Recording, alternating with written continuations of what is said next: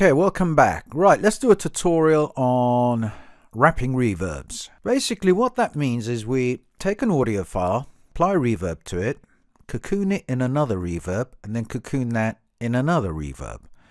Sounds complex, but actually it's very simple. So let me disengage all the others. Just play it as it is, dry.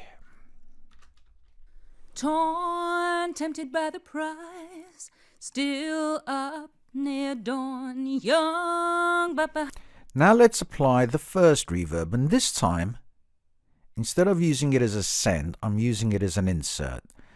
And I'm using the CSR Classic Studio reverb from IK Multimedia, and it's absolutely wonderful. Love this thing. Plates are always great for vocals, drums, but always play around, get the right vibe going. Next up, we need to do some dampening, get the mix right as it's on an insert. We can't have it fully wet, and this is how it sounds. But behind your eyes, so old and worn.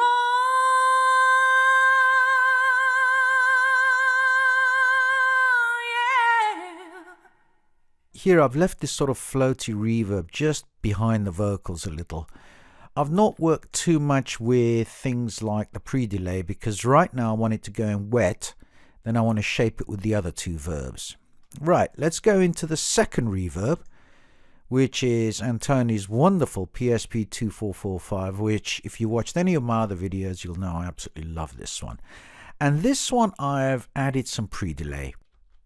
Tempted by the prize. This gives us that nice sort of, not so much a wet texture, but that wispy texture that we often look for in vocals. But knowing that if we push up the mix amount, we end up with too much of a wet signal. And if we try and open up all the filters, we still end up with too bright a signal. So this kind of takes care of things really nicely. You can see what I've done here in terms of the roll-off. A lot of high frequency roll-off here. And if you have a look here, a lot on the low end as well. So this is what we end up with now. Still up near dawn, young but if you listen to the end of the words, you can hear how that reverb just hangs in there a little bit longer than necessary, but I'm going to tame that with the next reverb. But behind your eyes, so the important thing here is to apply a little bit of pre-delay. Otherwise we end up with wet on wet. If you have slightly wet with a little bit of dissipation and filtering going into something that's completely dry and having a pre-delay set higher so that it then just kicks in, you get a far smoother response. Otherwise you'd get this very sort of vocal thickening effect. so old and worn. We've now got a combination of presence and clarity because of the way the filters are working here on both reverbs. Now let's smooth that out, warm it up, and give it that really nice sort of hanging feel that you get on reverbs when the words end. And for that, I'm going to send it by this amount to, again, IK Multimedia's Classic Hall.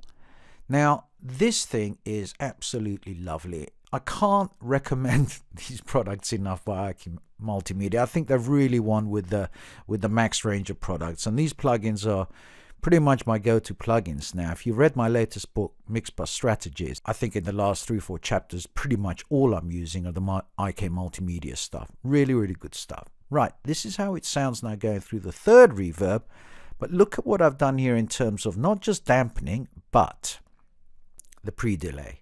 I've thrown in a 29 milliseconds here because I know I'm going through in wet on the first reverb, then I'm going into the second reverb with a slight pre-delay, and the third one with an even bigger pre-delay. And this is how it sounds now. Torn, tempted by the prize, still up near dawn, young but behind your eyes.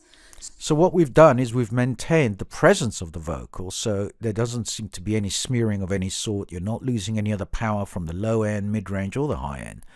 But you've got this beautiful sort of backdrop of reverb that just sort of floats around, and then it starts with the next word. So I've made sure not to let it sort of loop on itself too much, otherwise you get what we call reverb build. Get your damping right, get your reverb times right, and this is working on a send. So if I play it, So old and